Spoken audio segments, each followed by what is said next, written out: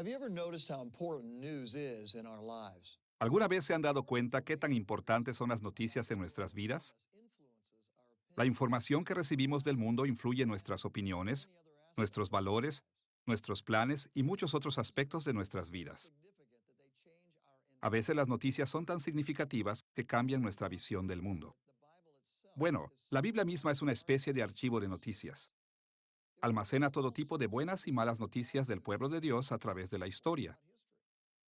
Y a medida que estudiamos estas historias, nos cambian en muchos sentidos. Pero la mejor noticia que las Escrituras tienen para contarnos es una colección de reportes a los que simplemente hemos llamado las buenas nuevas o los evangelios. Estos son los relatos de la persona y de la obra de nuestro Señor y Salvador Jesucristo. Esta es la primera lección de nuestra serie titulada Los Evangelios. Exploraremos los libros escritos por Mateo, Marcos, Lucas y Juan acerca de la vida y del ministerio de Jesucristo. Esta lección, llamada Introducción a los Evangelios, nos da una orientación que nos ayudará a entenderlos más claramente y a aplicarlos a nuestras vidas hoy. Nuestra introducción a los Evangelios tocará 4 temas.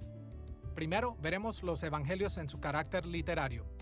Segundo, veremos su lugar en la Iglesia.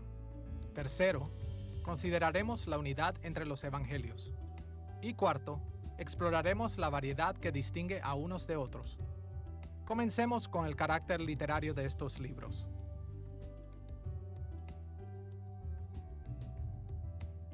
Por lo general, cuando leemos literatura, tenemos alguna idea de qué tipo de literatura estamos leyendo, y eso es lo que nos guía en cómo leer y qué esperar de esa lectura.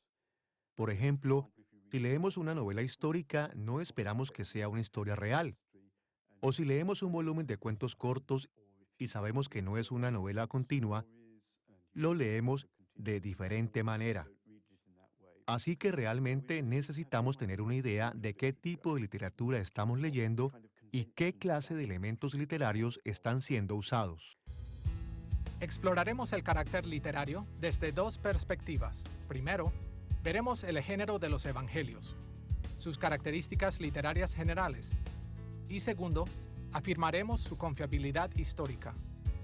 Empecemos con el género de los 4 Evangelios. El término género aquí es una categoría o clase de literatura.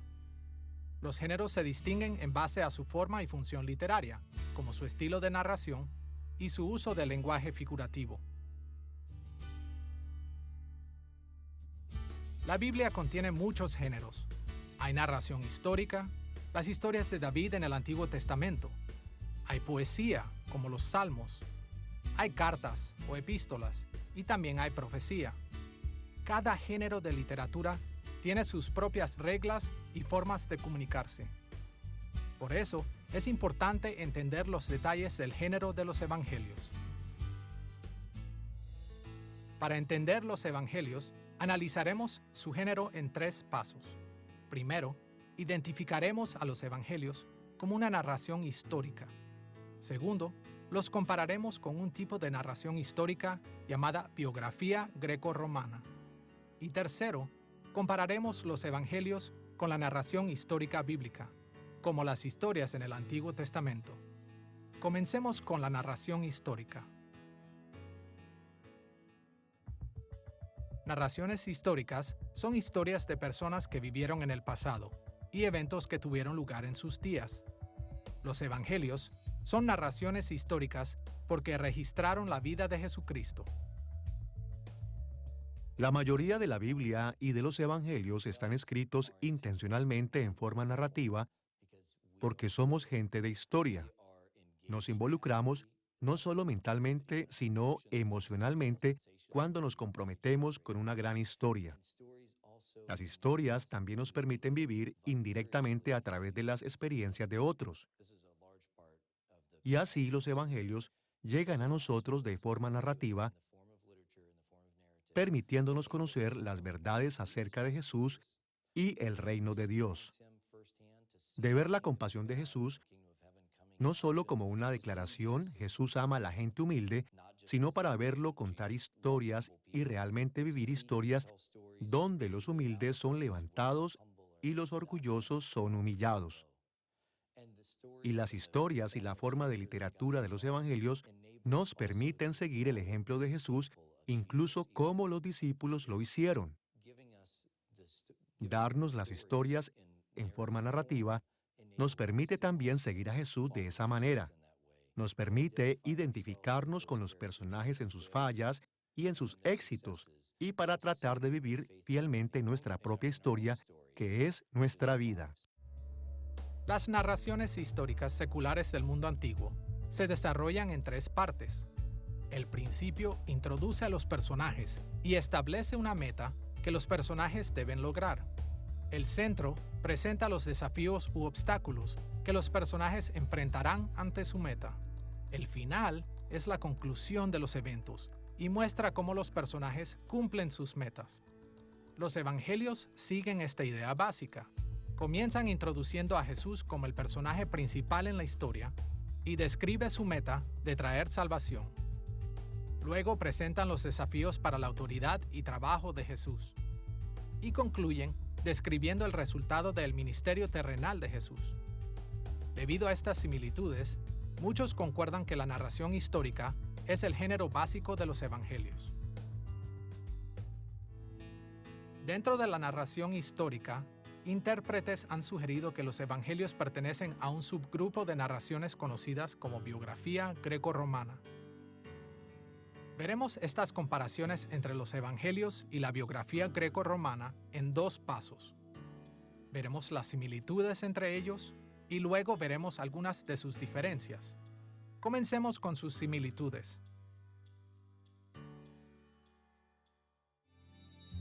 Las biografías antiguas cuentan las vidas de grandes líderes y describen a estos personajes e historias en formas que resaltaron al líder destacado. Defendieron las ideas de los líderes y perpetúan sus acciones para la posteridad. Los evangelios, similar a las biografías antiguas, destacan a su protagonista. Vemos otras similitudes con biografías antiguas, como el hecho de que Mateo y Lucas incluyen narraciones del nacimiento, y los 4 evangelios trazan los eventos de la vida de Jesús y su muerte. Igualmente, los escritores organizaron los eventos entre el nacimiento de Jesús y su muerte de diferentes maneras. A veces agruparon los eventos cronológicamente, y otras veces de acuerdo al tema, y otras veces en torno a la geografía. Sí, yo creo que es importante saber que al principio los evangelios están ordenados cronológicamente. Por ejemplo, comienzan con los bautismos de Juan el Bautista y entonces vemos a Jesús siendo bautizado. Después tenemos el ministerio de Jesús, seguido por su arresto, su juicio, su crucifixión y resurrección. Hay un orden cronológico y al mismo tiempo, si comparamos 2 evangelios, habrá eventos o frases que se han ordenado diferente. Yo pienso que causaremos problemas si leemos los evangelios intentando dar un orden cronológico preciso en cada aspecto. La mayoría de los tipos de narraciones hoy en día permiten a un autor organizar su material en un orden diferente al cronológico.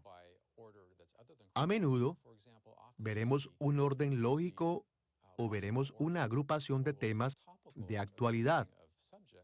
Por ejemplo, Eusebio, un historiador cristiano y obispo del siglo IV, señala que las diferencias en el orden de los evangelios fueron conocidas y los primeros lectores no tuvieron problemas con esto porque ellos no asumieron que se pretendía una intención cronológica estricta.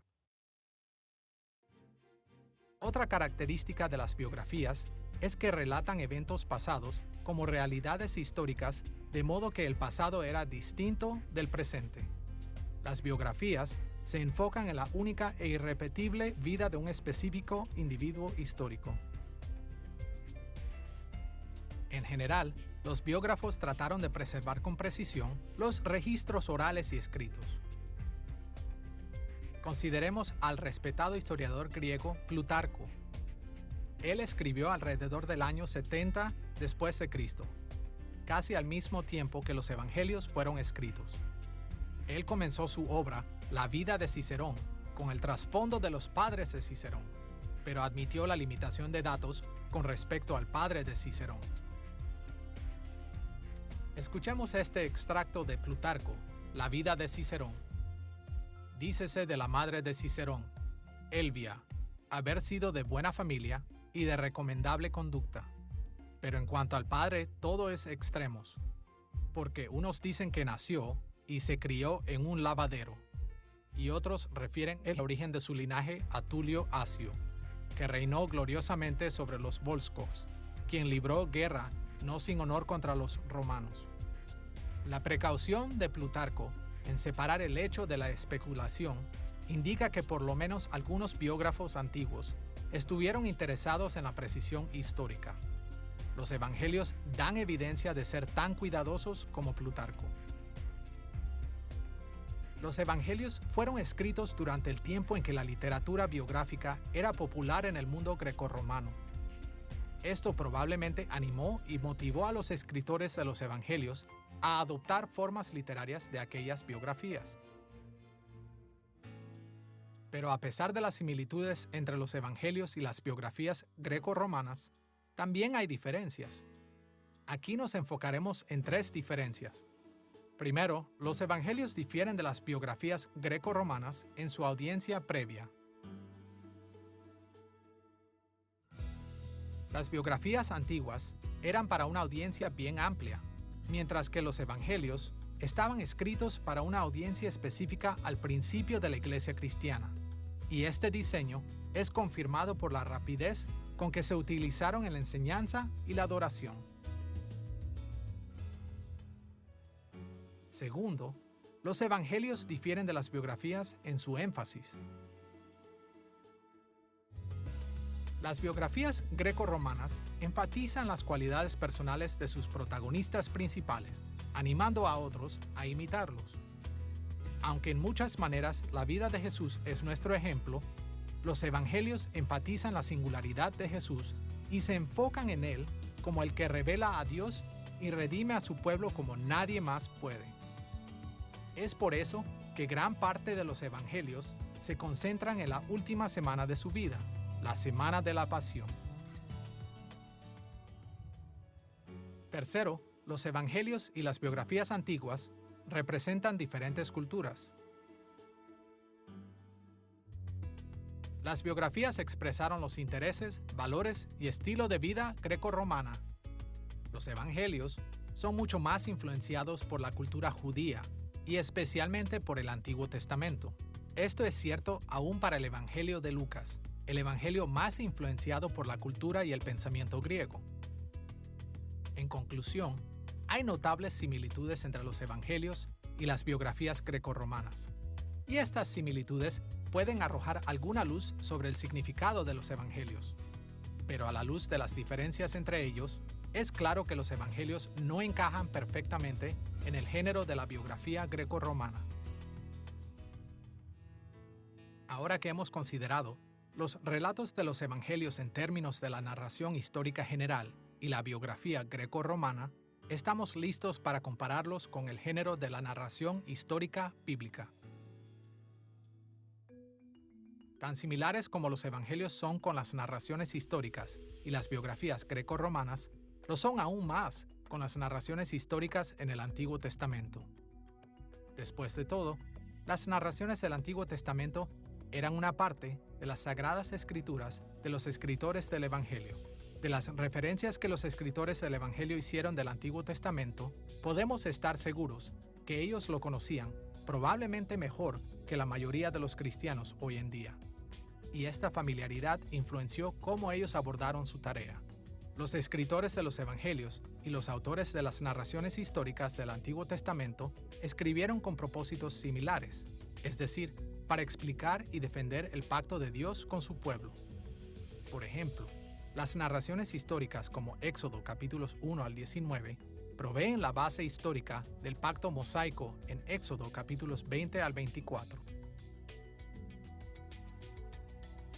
Este propósito está claro en pasajes como Éxodo capítulo 24, versículo 8, donde leemos esta narración. Entonces Moisés tomó la sangre y roció sobre el pueblo y dijo: He aquí la sangre del pacto que Jehová ha hecho con vosotros sobre todas estas cosas. Otra narración bíblica, como la de Josué capítulos 1 al 23, provee la base para la renovación del pacto en Josué capítulo 24. Y las narraciones de los libros de Jueces y Primera de Samuel son la base histórica del pacto davídico en Segunda de Samuel capítulo 7. Igual, los evangelios proveen el fundamento histórico del nuevo pacto establecido por Jesús. Escuchemos cómo la narrativa en Lucas capítulo 22, versículo 20, hace eco al relato en Éxodo capítulo 24, versículo 8. Después que hubo cenado, Jesús tomó la copa diciendo: Esta copa es el nuevo pacto en mi sangre, que por vosotros se derrama. Al comparar los evangelios con otros géneros de literatura conocidos, vemos que son más parecidos a las narraciones bíblicas históricas, pero esto no significa que sean otra narración bíblica histórica más en todos los sentidos. Después de todo, estos toman algunas características de las biografías grecorromanas. En este sentido, debemos decir que los evangelios son un nuevo tipo de narración bíblica histórica. Debemos pensar en los evangelios primeramente como una forma de narración bíblica histórica, pero también debemos ver su énfasis biográfico en Jesús e interpretar sus otros personajes en relación con él. Habiendo explorado el género de los evangelios, estamos listos para ver la confiabilidad de los evangelios como relatos históricos acerca de Jesús. A través de la historia, se ha marcado una distinción entre las fuentes confiables y no confiables. La pregunta para nosotros es: ¿son confiables o no confiables los relatos que los autores de los 4 evangelios escribieron sobre la vida de Jesús? Aunque el criterio de nuestros días no es idéntico al criterio que ellos usaron, existe plena evidencia de que Mateo, Marcos, Lucas y Juan tenían los recursos y la motivación para escribir relatos confiables acerca de Jesús. Aunque hay muchas maneras en las que podemos demostrar que los evangelios son registros históricos confiables de la vida de Jesús, nos enfocaremos en 6 evidencias. Primero, los escritores tuvieron acceso a registros de los eventos que ellos escribieron. Al igual que hoy en día, el mundo antiguo asumía que los historiadores tendrían acceso a muchos datos relacionados con su tema. Consideremos al historiador romano Plutarco. En sus comentarios de la vida de Demóstenes, él establece estas expectativas culturales comunes de cómo un historiador debe hacer su trabajo. Y al que se ha propuesto tejer una relación o historia, en realidad le conviene ante todas cosas tener copia de toda suerte de libros, poder instruirse y preguntar sobre aquellas cosas que, habiéndose ocultado a la diligencia de los escritores, adquieren más fe conservadas en la memoria y la tradición, para no dar una obra que salga falta de muchas noticias. Como vemos aquí, Plutarco firmemente creía que un historiador confiable necesitaba acceso a fuentes confiables y puso un gran valor en la cuidadosa explicación de todos los recursos disponibles, incluyendo los relatos orales al igual que los escritos. Cada uno de los escritores de los evangelios o fueron testigos de la vida de Jesús o tuvieron contacto directo con los testigos. Dado que Mateo y Juan fueron discípulos, estuvieron presentes en muchos de los eventos que ellos registraron. Marcos fue un compañero cercano de Pedro y aprendió directamente de él.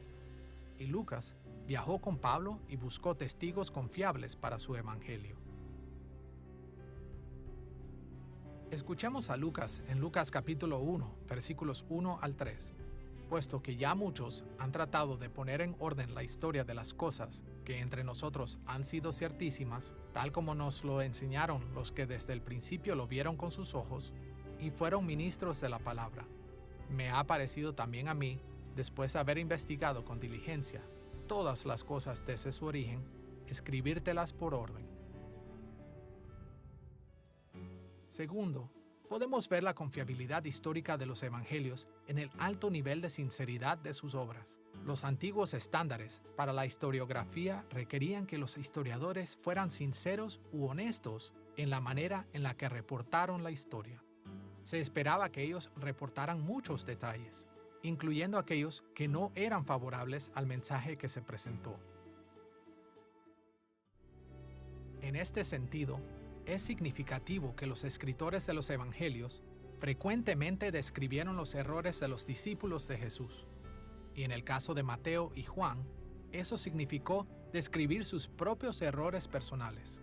Y si algunos intérpretes están correctos de que el joven que corrió desnudo en el jardín de Getsemaní, en Marcos capítulo 14, versículos 51 y 52, es el mismo Marcos, entonces Marcos también describió sus propios defectos. Y sin excepción, todos los escritores de los evangelios expusieron los errores de los discípulos de Jesús en conjunto, admitiendo que los líderes del movimiento de la iglesia naciente estaban lejos de ser perfectos. Como ejemplo, Marcos capítulo 6, versículos 51 y 52 registra la falta de comprensión de los discípulos sobre la milagrosa alimentación de los 5,000. Y ellos se asombraron en gran manera y se maravillaban, porque aún no habían entendido lo de los panes, por cuanto estaban endurecidos sus corazones. Una y otra vez, los escritores de los evangelios reportaron los malos entendidos y fracasos morales de los discípulos. Pero si el mencionar estos errores era como socavar la autoridad y respeto de los líderes de la iglesia, ¿por qué mencionaron estos errores? Muchos lectores están preocupados por el hecho de que los discípulos son presentados en los evangelios como imperfectos. Por un lado, eso apunta, si puedo decirlo así, a la confiabilidad de la tradición de los evangelios, que nuestros evangelistas estuvieron realmente preparados para incluir cosas que los primeros líderes de la iglesia hicieron, cosas que si no fueron malas, tampoco fueron buenas. Esto es un testimonio a la confiabilidad y exactitud de nuestros evangelios. Permítame sugerir que la tendencia de los discípulos para hacerse ver mal en sus propias historias es uno de los argumentos más fuertes para la autenticidad de los evangelios. Si leemos relatos antiguos de los reyes de Babilonia o Asiria o de los emperadores romanos, ellos solo van de victoria en victoria, de triunfo en triunfo. Y si vemos atrás y decimos, ¿qué fue lo que en realidad sucedió? Observamos que los discípulos piensan esto.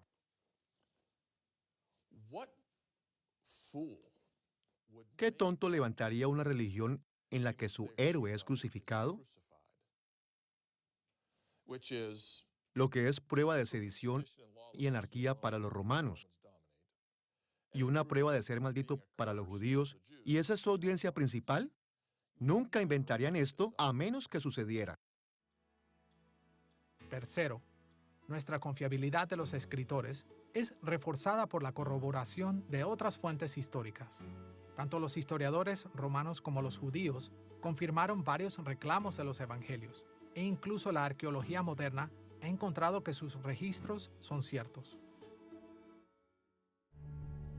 Por ejemplo, los historiadores grecorromanos tales como Plinio el Joven, Suetonio, Tácito y Julio Africano se refirieron a datos básicos de la vida de Jesús, su muerte por crucifixión y su perdurable influencia.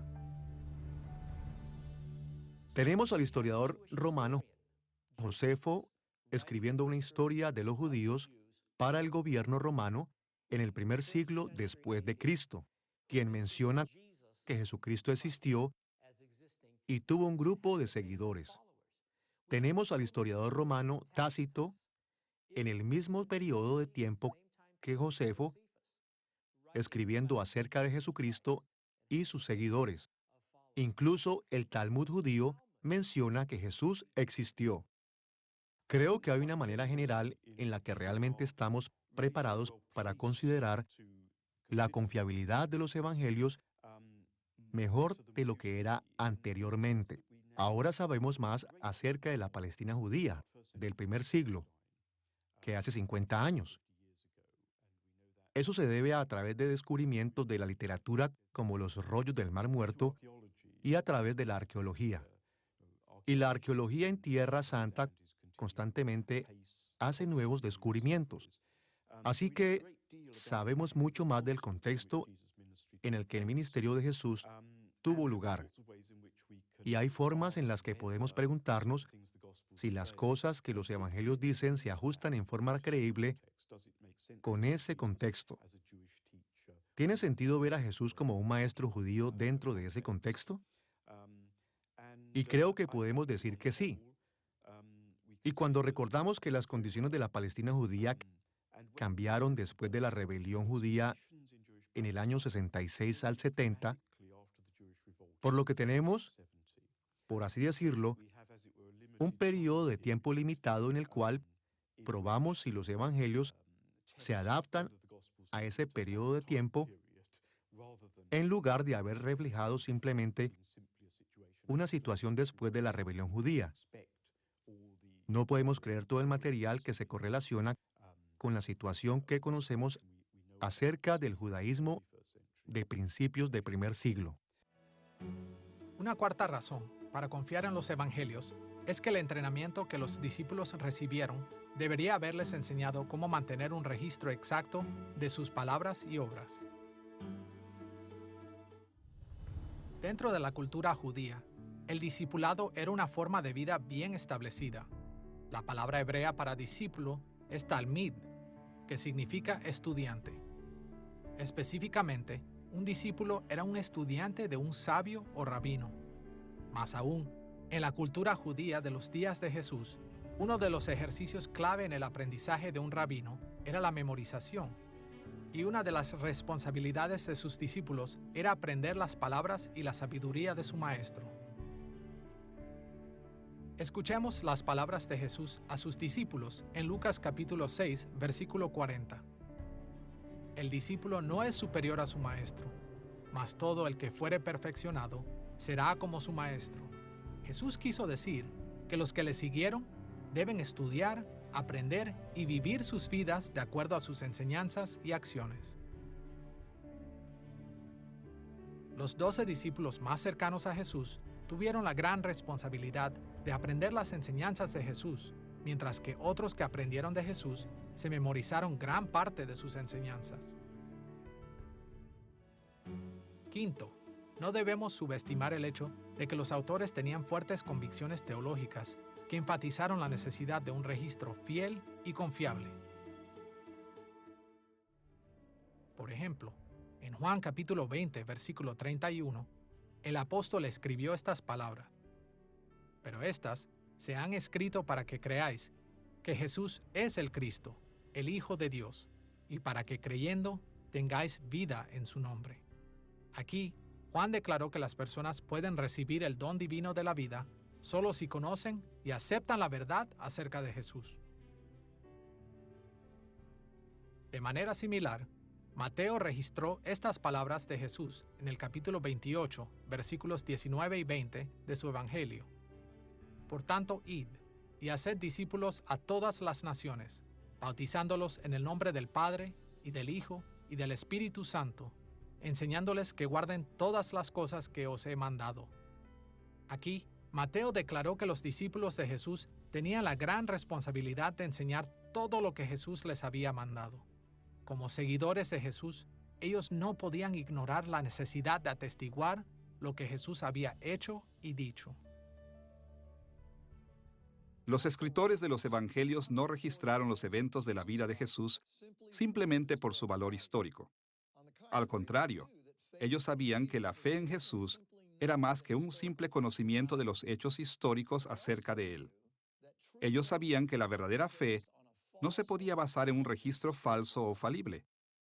Ellos expresaron las palabras de Jesús y sus hechos clara y precisamente porque querían que sus lectores creyeran en el Jesús de la historia. Sexto, los escritores de los evangelios no estaban solos al escribir sus registros de Jesús. El Espíritu Santo les guió en su esfuerzo. La inspiración de las Escrituras es una doctrina vital porque les da un autor fundamental. Así que cuando observamos los evangelios, vemos 4 diferentes autores con 4 diferentes perspectivas. Tenemos que apreciar esas perspectivas y darnos cuenta de que el Espíritu Santo los inspiró a ellos.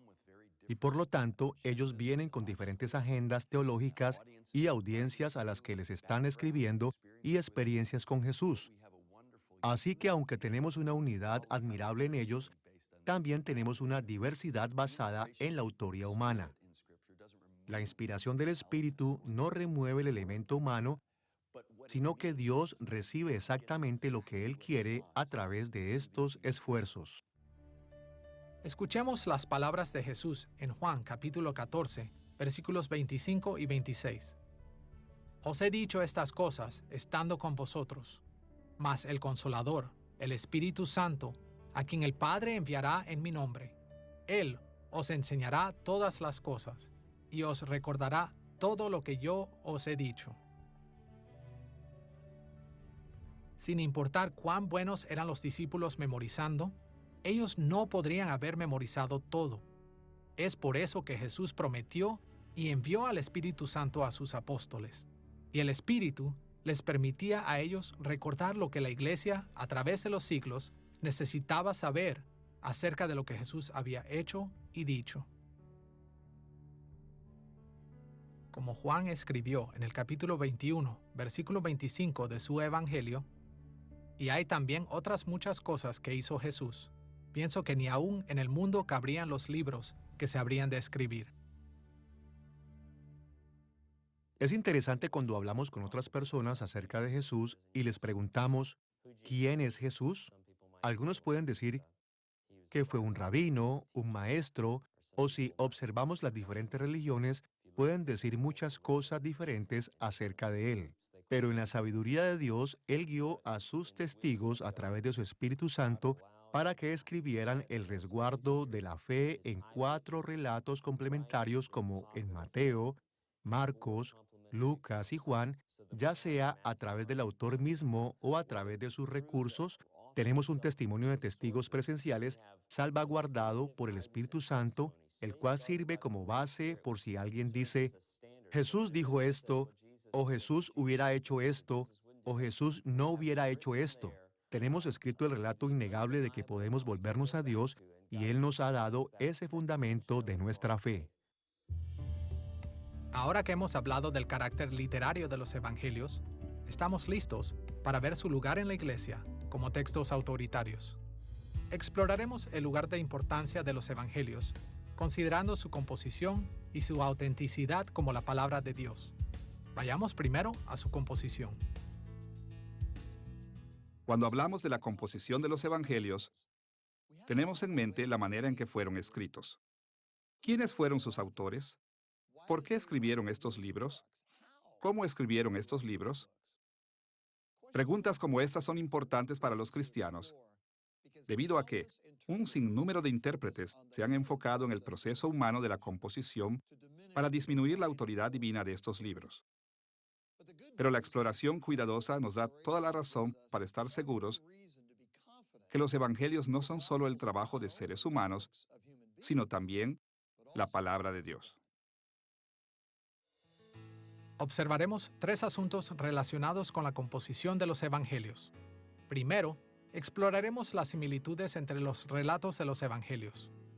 Segundo, examinaremos algunas teorías de composición que analizan estas similitudes. Y tercero, haremos algunas observaciones sobre la seguridad con la que debemos comprometernos con estas teorías. Primero, consideremos las similitudes entre los evangelios. Aunque compuestos separadamente, los evangelios de Mateo, Marcos y Lucas generalmente han sido agrupados y llamados evangelios sinópticos. El término sinóptico simplemente significa viendo juntos, y se aplica a estos evangelios porque cubren gran parte del mismo material. Ellos incluyen muchos de los mismos relatos de Jesús, y cuando ellos reportan los mismos dichos de Jesús, generalmente utilizan las mismas palabras. Por ejemplo, consideremos cuando Jesús sanó a un paralítico. En Mateo, capítulo 9, versículo 6, leemos este relato del Señor. Pues para que sepáis que el Hijo del Hombre tiene potestad en la tierra para perdonar pecados, dice entonces al paralítico, levántate, toma tu cama y vete a tu casa. Ahora escuchemos a Marcos, capítulo 2, versículos 10 y 11. Pues para que sepáis que el Hijo del Hombre tiene potestad en la tierra para perdonar pecados, dijo al paralítico, a ti te digo, levántate, toma tu lecho y vete a tu casa. Y otra vez, en Lucas capítulo 5, versículo 24, leemos esto. Pues para que sepáis que el Hijo del Hombre tiene potestad en la tierra para perdonar pecados, dijo al paralítico, a ti te digo, levántate, toma tu lecho y vete a tu casa. En este ejemplo, vemos que cada uno de los evangelios sinópticos relatan casi palabra por palabra el contenido de la misma historia.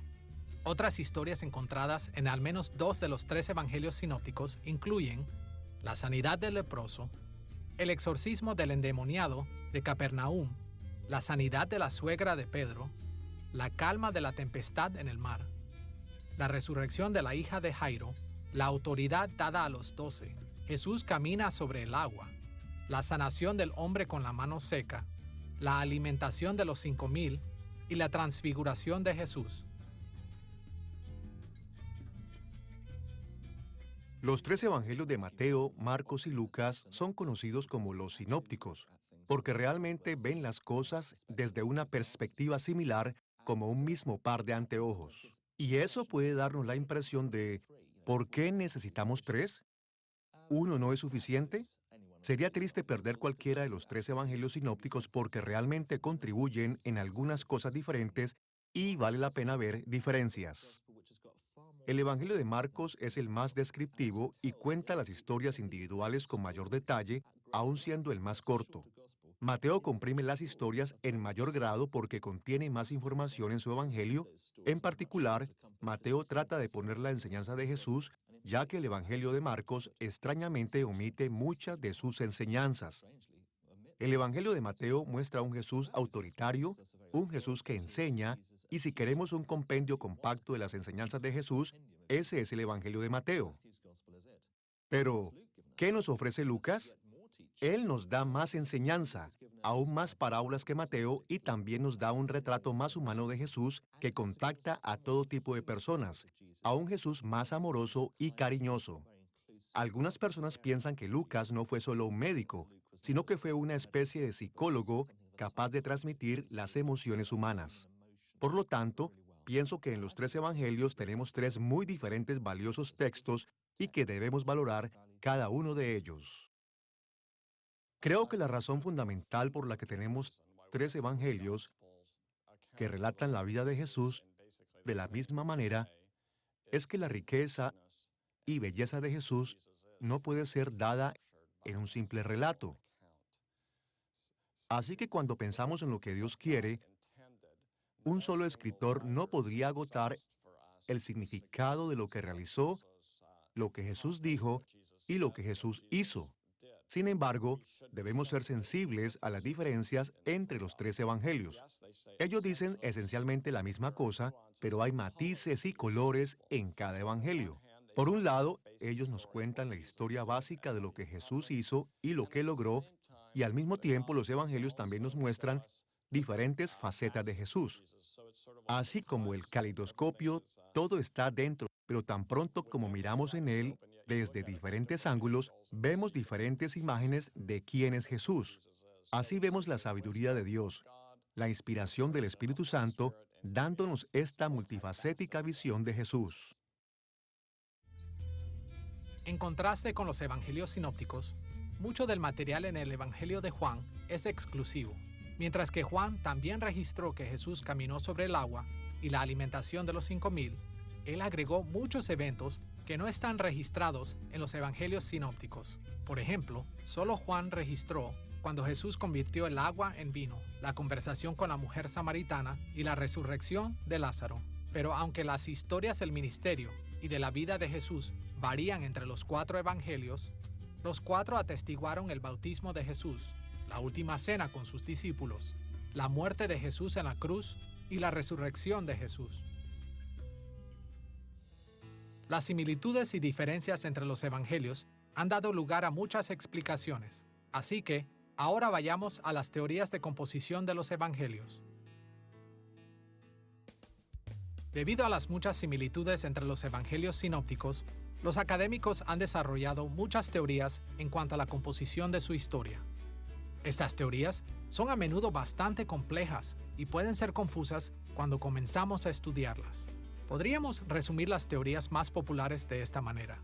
La mayoría de los intérpretes creen que Marcos fue escrito primero y que Mateo y Lucas usaron material de Marcos y quizás de otras fuentes. Pero otros intérpretes creen que Mateo fue escrito primero y que Marcos usó material de Mateo y que Lucas usó material de ambos. Y aún otros creen que Mateo y Lucas se basaron en recursos que nosotros ya no tenemos y que Marcos usó material de ellos dos. Como podemos ver, aún al comparar las características generales de estas teorías, puede ser un poco confuso. En contraste, la composición de Juan es bastante simple.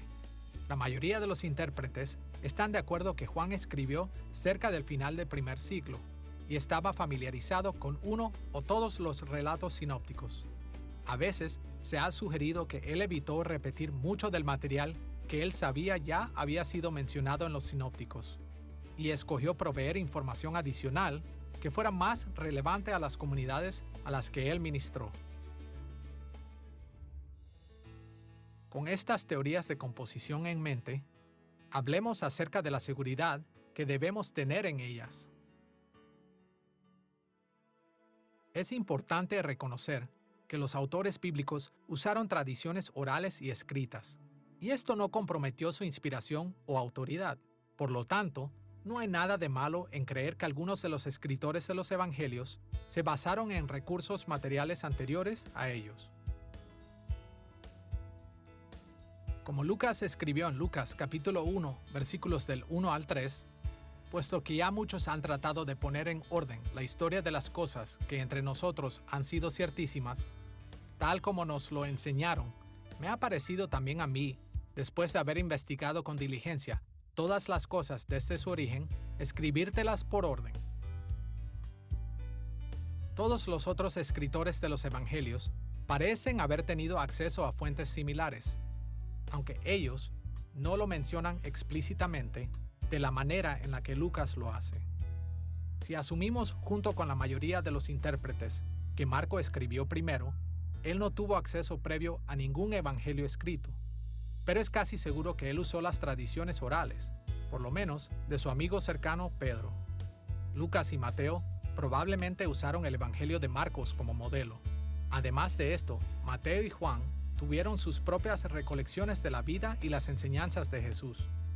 Y los 4 escritores fueron infaliblemente supervisados por el Espíritu Santo, como hemos visto previamente.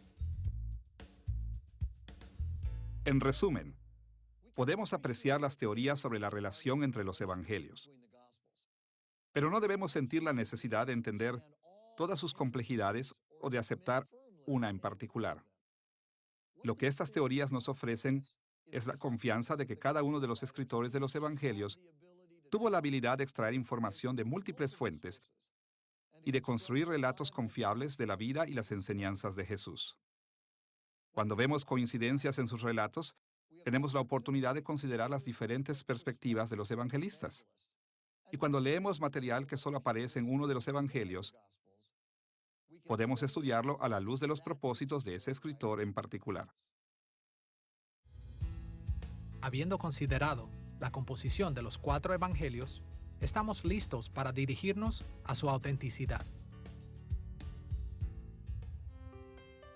En los primeros siglos de la Iglesia, hubo algunos desacuerdos acerca de qué libros de la era apostólica verdaderamente pertenecían al Nuevo Testamento. Algunos de los primeros líderes de la Iglesia no reconocen todos los libros que ahora nosotros tenemos en el Nuevo Testamento. Otros creían que deberíamos incluir libros adicionales, más allá de los 27 que tenemos ahora. Pero estas discusiones no envolvieron los libros de Mateo, Marcos, Lucas y Juan. Estos 4 evangelios, y no otros, fueron siempre recibidos como auténticos y autorizados por las fieles iglesias de Dios. Por ejemplo, el padre de la iglesia del tercer siglo, Orígenes, quien vivió aproximadamente del año 185 al 254 después de Cristo, sostuvo que solo los 4 evangelios que tenemos ahora en el Nuevo Testamento eran los auténticos. Orígenes es citado por el historiador de la iglesia Eusebio, quien vivió alrededor del año 263 al 340 después de Cristo.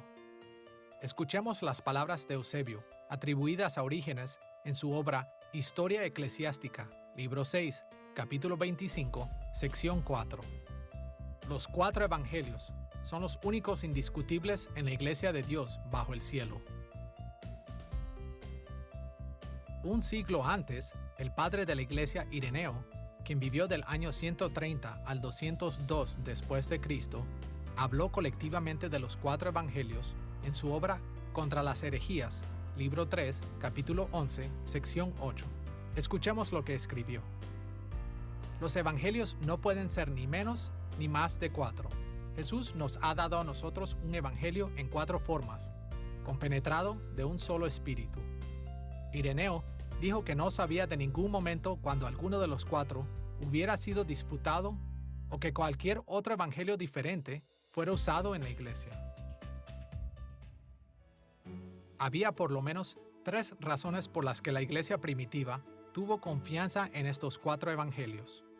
Primero, la iglesia los recibió y aceptó como auténticos porque fueron escritos por autores de confianza nombrados en sus títulos. Es probable que los evangelios originalmente fueron anónimos, pero también es probable que cuando se publicaron por primera vez, fueron recibidos por gente que conocía a los autores, o quizás distribuidos en cartas que identificaban a los autores. Y desde el principio, escritos cristianos asociaron los evangelios con los nombres de Mateo, Marcos, Lucas y Juan, 4 hombres conocidos en el Nuevo Testamento como líderes de la iglesia con buena reputación. Segundo, los primeros cristianos también estaban seguros del lugar de los evangelios en el canon por el hecho de que estos libros tenían la aprobación apostólica. Mateo y Juan fueron apóstoles, testigos oculares de las palabras y obras de Jesús. Se piensa que Marcos recibió mucho de su material de Pedro, quien se refirió afectuosamente a Marcos como mi hijo, en 1 de Pedro, capítulo 5, versículo 13. Y como ya hemos visto en Lucas capítulo 1, versículos 1 al 4, Lucas explicó que él basó su trabajo en los relatos de testigos oculares. Por otra parte, Eusebio reportó en su Historia Eclesiástica que el apóstol Juan aprobó los otros 3 evangelios antes de escribir el suyo. Escuchemos lo que Eusebio escribió acerca del apóstol Juan en su libro 3, capítulo 24, sección 7 de su obra. Los 3 evangelios escritos con anterioridad, Mateo, Marcos y Lucas, llegando a sus manos, dicen que los aceptó e incluso dio testimonio de su veracidad. Y tercero, los 4 evangelios son apoyados por el testimonio de la iglesia del primer siglo. Los 4 libros son lo suficientemente antiguos como para que los testigos oculares de la vida y ministerio de Jesús pudieran rechazar sus relatos. Y como sucedió, los testigos oculares lo confirmaron recibiendo a los evangelios en las iglesias en una fecha muy temprana. Dios testifica sobre su propia voz en su palabra. Pero para nuestro beneficio podemos ver eventos históricos que son mencionados en las Escrituras y podemos ver que existe una correlación con lo que sabemos de la historia de otras fuentes. En un plano más general, podemos ver que las condiciones sociales, políticas, geográficas y todos esos tipos de cosas generales mencionadas en la Biblia son consistentes con lo que conocemos acerca del periodo histórico en el que fueron escritos, incluyendo la Palestina del primer siglo, cuando los evangelios fueron escritos. Sin embargo, cuando vemos en la Biblia cosas específicas de la historia y las condiciones y circunstancias históricas que ella describe, esto nos provee una base razonable para conocer que ellas vienen del tiempo en el que ellas dicen que vienen y que con el testimonio del Espíritu tenemos la confianza de que es la palabra de Dios. Así que en el primero y segundo siglo de la iglesia primitiva, los evangelios como los conocemos, los 4 evangelios canónicos, fueron recibidos universalmente como de los apóstoles o de fuentes apostólicas y fueron considerados como testigos testimoniales fieles y confiables de lo que Jesús hizo y de lo que Él era y de las cosas que Él enseñó.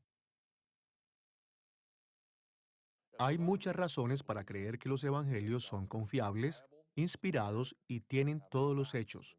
Lo más importante es que los testigos sellaron su testimonio con sus vidas. Podríamos pensar que antes de que fueran azotados, golpeados, arrojados a la cárcel, crucificados, uno de ellos diría, por cierto, ¿sabes? En realidad es solo una historia.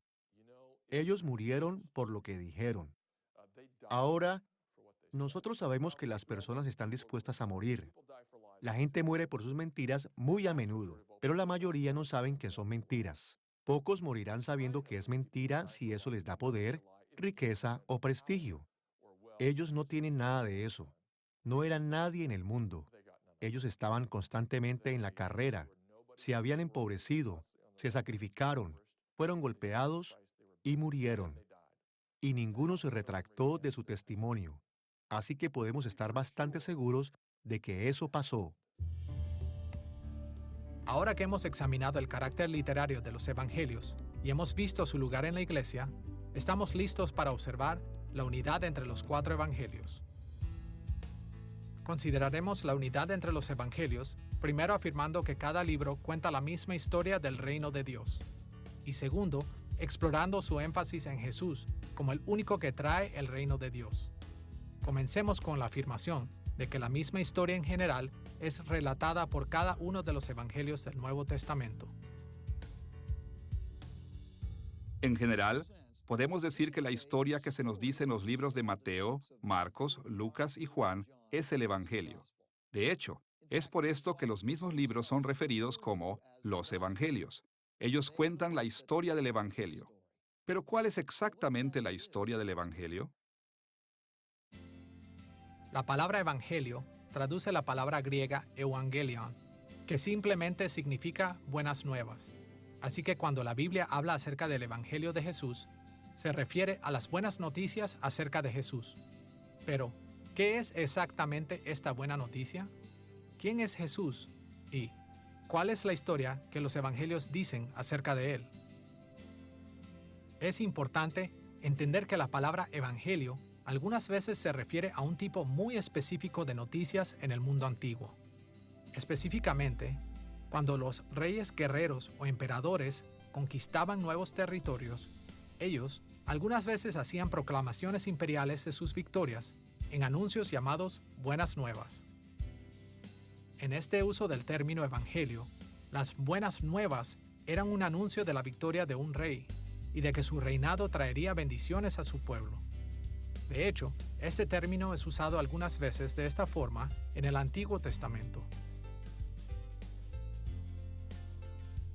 Por ejemplo, escuchemos estas palabras de Isaías capítulo 52, versículo 7. Qué hermosos son sobre los montes los pies del que trae buenas nuevas, del que proclama la paz, del que anuncia buenas noticias, del que proclama la salvación, del que dice a Sión, tu Dios reina.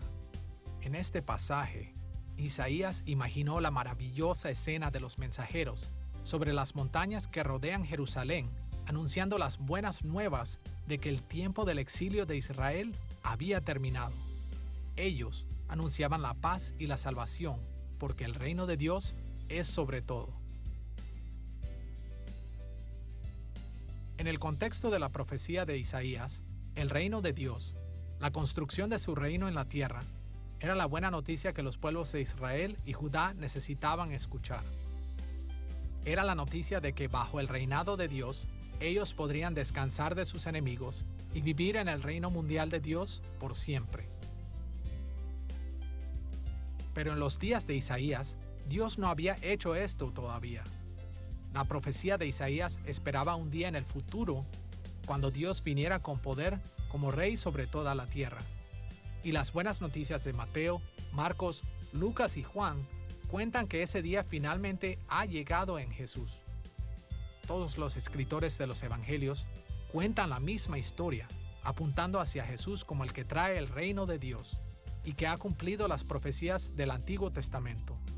Estos fueron los mensajeros con hermosos pies que anunciaron las buenas noticias de que el reino de Dios ha venido a la tierra a través de su último rey, Jesús.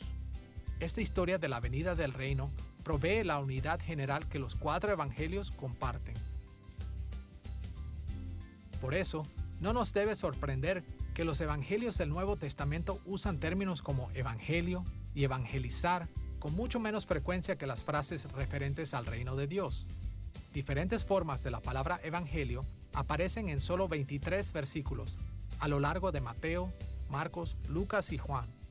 En contraste a esto, frases como rey, reino de Dios y el término especial de Mateo, reino de los cielos, son usados cerca de 150 veces. Ahora que hemos entendido que todos los evangelios cuentan la misma historia del reino de Dios, veamos su énfasis en Jesús como el rey quien trae el reino de Dios. Nuestra discusión de Jesús y del reino se dividirá en 3 partes. Primero, veremos algunas pruebas que los evangelios ofrecen para demostrar que Jesús trajo el reino. Segundo, describiremos el vocabulario que la Biblia usa para hablar acerca de Jesús y del reino. Y tercero, veremos que Jesús trajo el reino en etapas. Comencemos con algunas pruebas de que Jesús trajo el reino. Hay muchas maneras en que los evangelios afirman la venida del reino de Dios en Jesús, pero para nuestros propósitos en esta lección, nos enfocaremos solo en 3. La primera prueba del reino de Dios que mencionaremos es el poder de Jesús sobre los demonios. Escuchemos lo que Jesús dijo en Mateo capítulo 12, versículo 28. Pero si yo, por el Espíritu de Dios, echo fuera a los demonios, ciertamente ha llegado a vosotros el reino de Dios. En este pasaje, Jesús acaba de exorcizar un demonio, y su habilidad para expulsar demonios probó que él había traído el reino de Dios. Una segunda forma en que los evangelios demuestran que el reino de Dios ha venido fue a través del poder de Jesús para sanar enfermos y para resucitar muertos.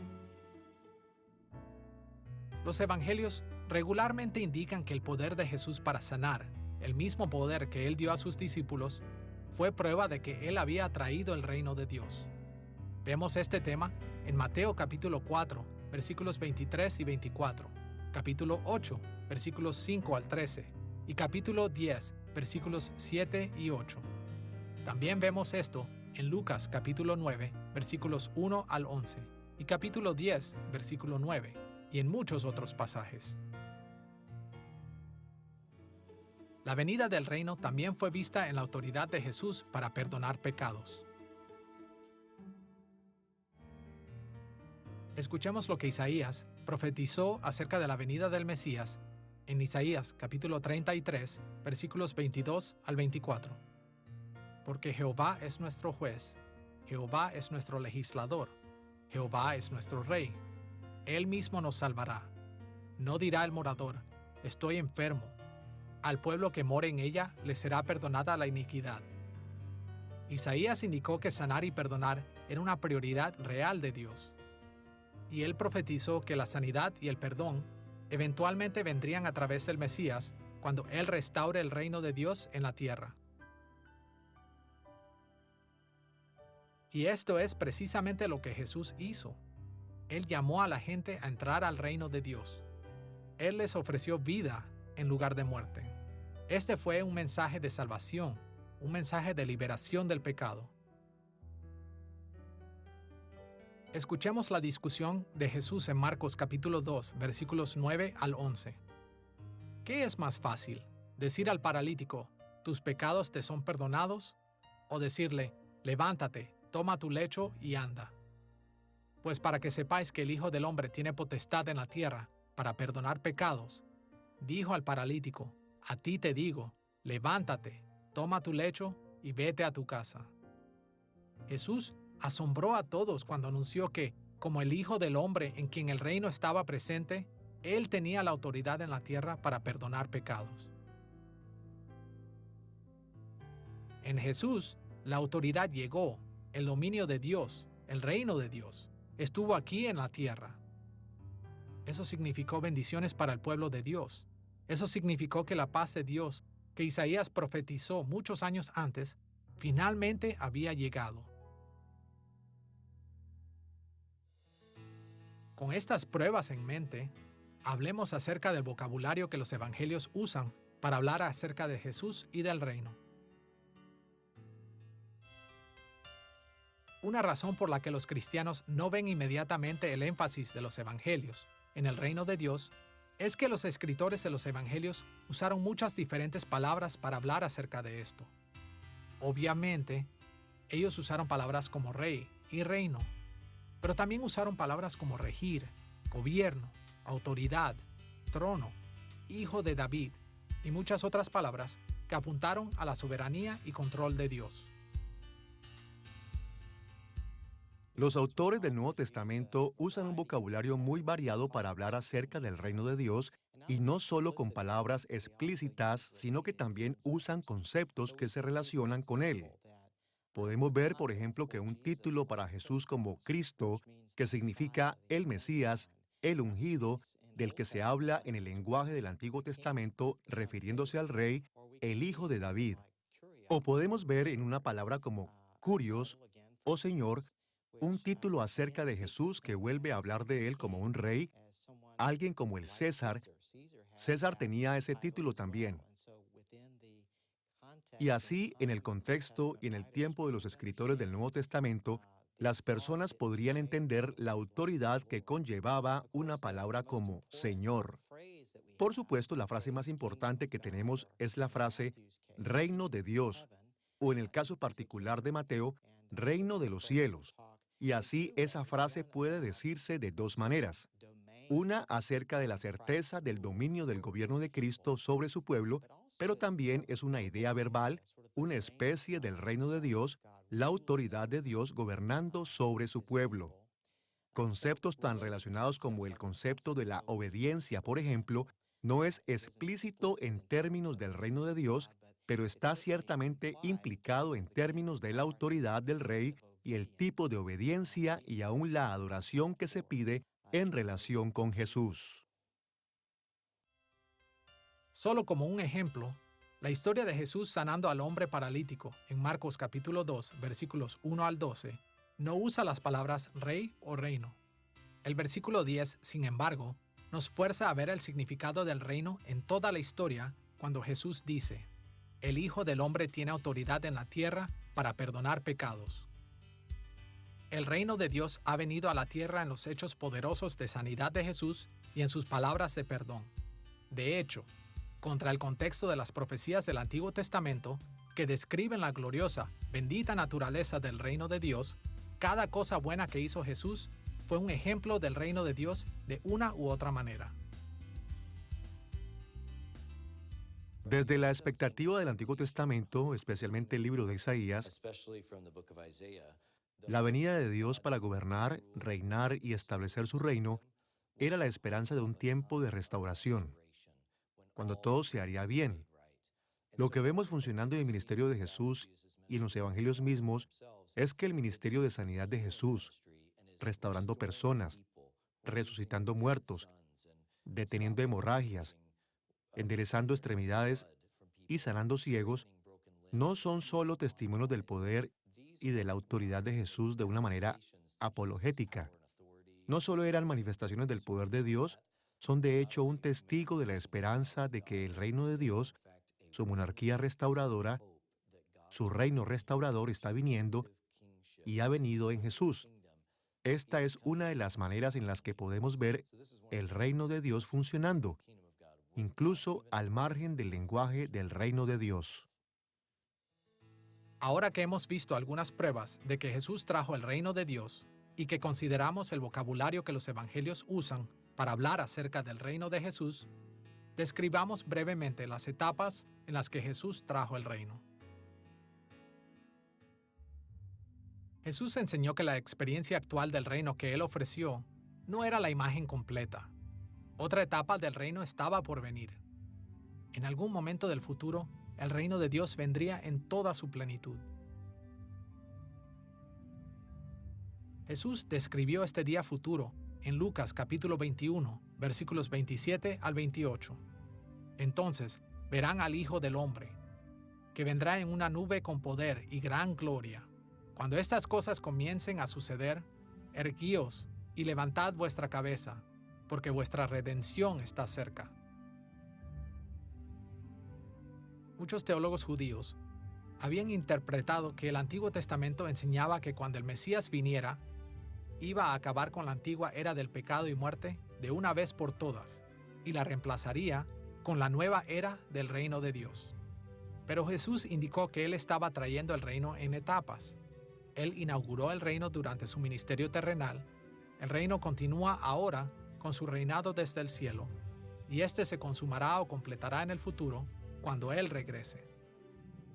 En el judaísmo apocalíptico, toda la realidad se dividió en dos periodos: el presente como la mala era y la era por venir. Y la expectativa es que cuando Dios inauguró el final de su reino, la era por venir ocurriría de manera cataclísmica, repentina y absoluta. Nos movemos inmediatamente del periodo anterior al reino hacia la era del reino. Pero en el Nuevo Testamento tenemos lo que yo he llamado la extensión de la escatología del Nuevo Testamento. Así la era del reino, como estaba prevista en el judaísmo apocalíptico, es subdividida en dos periodos: el presente o actual reino de los cielos, y el que todavía no es el reino de los cielos. Cuando hablamos acerca del reino de Dios, hablamos de que ya ha llegado. Jesús nos enseñó a orar: venga tu reino ahora como en el cielo. Y en ese sentido es que el Rey ha venido, ha inaugurado y arreglado su reino aquí en la tierra. Pero nosotros esperamos su regreso. La segunda venida de Cristo será el día en el que todos los beneficios de lo que Jesús hizo cuando vino por primera vez se cumplirán. Las implicaciones finalmente funcionarán. Y cada creyente tiene el trabajo de anunciar la venida del futuro Rey cuando ellos salen al mundo con el Evangelio. Así nosotros llamamos a la gente a prepararse para el día que Cristo regrese. Nosotros como creyentes disfrutamos el privilegio de tener a Cristo como nuestro Señor, vivimos bajo su gobierno, pero esperamos el día cuando lo tendremos totalmente realizado, no solo para nosotros, sino para toda la creación también. No es de sorprender que la mayoría de los judíos del primer siglo se alejaron de Jesús porque el reino que Él describió no se veía como el reino que ellos esperaban y anhelaban. Ellos esperaban un rey y un reino que derrocaría a Roma y liberaría a los judíos de la opresión romana. Cuando Jesús no mostró interés en convertirse en este tipo de rey, muchos le dieron la espalda y se alejaron, junto como lo vemos en Lucas capítulo 17, versículos 20 al 25, y Juan capítulo 6, versículos 60 y 69. Y por supuesto, este rechazo condujo en última instancia a la ejecución de Jesús. La gran ironía de los evangelios es que la muerte de Jesús por la crucifixión fue al mismo tiempo el clímax de la hostilidad en contra de su reinado y la victoria de su reinado y su reino. Su resurrección y ascensión fueron el camino a su trono real a la derecha de Dios Padre. Es por eso que Jesús usó 40 días entre su resurrección y su ascensión para enseñar a sus discípulos acerca del reino de Dios, como Lucas lo registró en Hechos capítulo 1, versículo 3. En Mateo capítulo 28, versículo 18, Jesús lo dijo de esta manera antes de ascender al cielo: Toda potestad me es dada en el cielo y en la tierra. El reino de Dios Es el tema de las buenas nuevas que une los eventos de la vida de Jesús en los evangelios.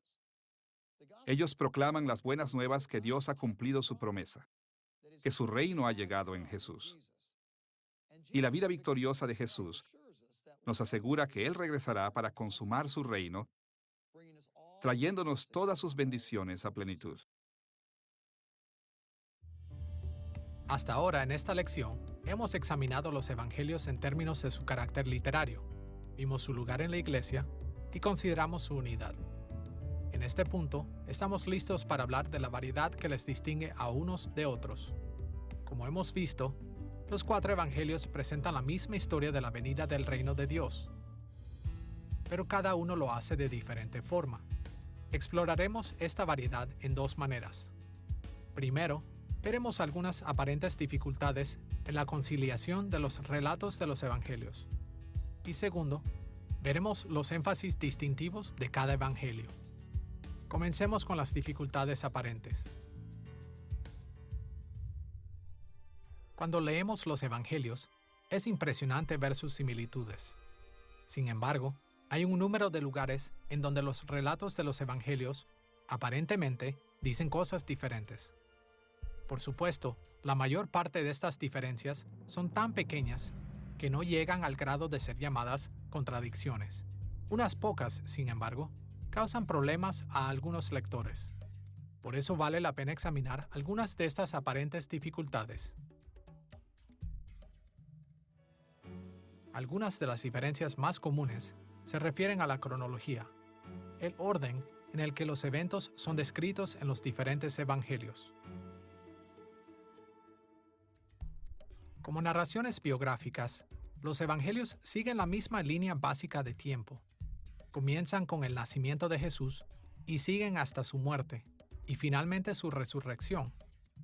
Pero ellos generalmente enlistan los eventos de la vida de Jesús en orden diferente. La razón es que los evangelios a veces agrupan eventos de acuerdo a prioridades que eran bastante aceptables en el primer siglo, pero no encajarían con nuestras expectativas actuales. En lugar de siempre seguir prioridades cronológicas, los evangelios algunas veces ordenan sus episodios de acuerdo al tema o la geografía. Por ejemplo, Marcos contó la historia de Jesús siendo rechazado en su propio pueblo, en Marcos capítulo 6, versículos 1 al 6. Pero Lucas coloca este episodio más pronto en su narración, en Lucas capítulo 4, versículos 14 al 30. Por lo tanto, fue la primera historia del ministerio público de Jesús. El Evangelio de Lucas le da más prominencia a la historia que el Evangelio de Marcos, y hasta cuenta una versión más larga de la historia para enfatizar el tema del rechazo.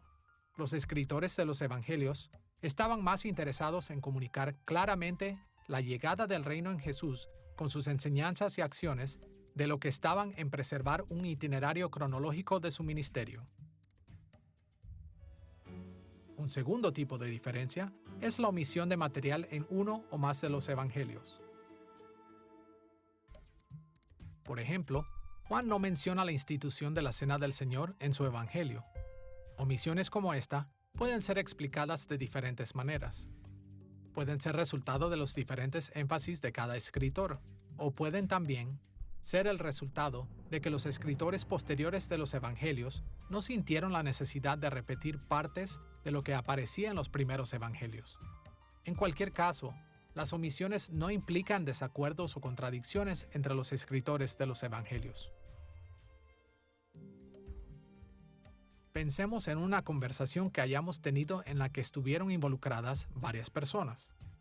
Cada persona que habla no siente la necesidad de repetir las cosas que los otros ya han dicho.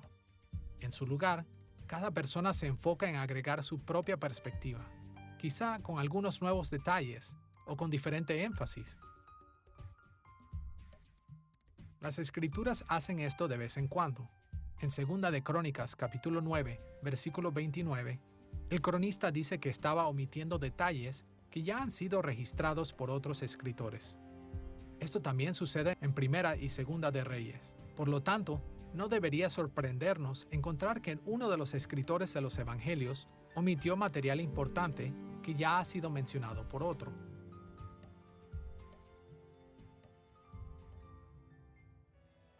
Un tercer tipo de dificultades resulta de las similitudes entre los diferentes eventos que ocurren en el ministerio de Jesús. Es decir, a veces dos evangelios parecen estar describiendo el mismo evento de diferente manera. Sin embargo, ellos pueden en realidad estar describiendo dos eventos similares, pero diferentes. Es importante recordar que Jesús fue un predicador ambulante, es decir, él se movía de un lugar a otro. También realizó muchos de los mismos tipos de milagros en diferentes lugares, sanando a muchos que estaban ciegos o cojos. Y por supuesto, Jesús respondió muchas de las mismas preguntas una y otra vez. Adicionalmente, las personas respondieron a Jesús en maneras similares en diferentes ocasiones. Consideremos los relatos de Jesús siendo ungido en Lucas capítulo 7, versículos 36 al 50, y Marcos capítulo 14, versículos 3 al 9. En Lucas, Jesús está en la casa de un fariseo, pero en Marcos, él está en la casa de Simón el leproso. Estos no son dos informes contradictorios del mismo evento, sino que son informes de dos eventos diferentes. Un cuarto tipo de dificultades es la confusión causada por discursos diferentes que tienen contenido similar. Uno de los ejemplos más conocidos es el Sermón del Monte de Jesús, en Mateo capítulo 5, versículo 1 al capítulo 7, versículo 29. Y el mismo conjunto de enseñanzas en Lucas capítulo 6, versículos 17 al 49. En Mateo capítulo 5, versículo 1, se nos dice que este tuvo lugar en la ladera de una montaña. Pero en Lucas capítulo 6, versículo 17, se nos dice que esto tuvo lugar en un lugar llano. Hay por lo menos tres maneras de abordar este problema. Primero, ambos Mateo y Lucas pueden estar hablando acerca del mismo sermón dado en el mismo lugar y tiempo. El lado suroeste del mar de Galilea no es una ladera escarpada, pero más bien laderas ondulantes que crecen desde el mar. Esta área elevada también tiene muchas pequeñas áreas que son relativamente planas. Así que la misma geografía puede ser llamada ladera de montaña o un lugar llano. En segundo lugar, esto puede ser un ejemplo de la antigua práctica de crear un discurso compuesto, poniendo juntas en un solo sermón cosas que Jesús habló en diferentes ocasiones. Esta es una técnica usada por los historiadores y no crean dificultades acerca de su integridad o credibilidad. En tercer lugar, también es posible que Jesús predicó dos sermones similares en 2 días diferentes, en 2 escenarios diferentes. Uno en la ladera de una montaña y otro en un lugar llano. Debido al estilo del ministerio de Jesús, es ciertamente razonable asumir que Jesús repetía muchas de sus enseñanzas a nuevas audiencias.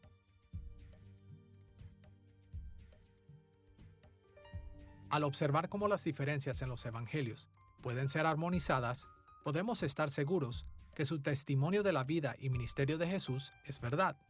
Sí, hay aparentes diferencias en los detalles, pero hay también explicaciones razonables para cada uno de estos tipos de diferencias.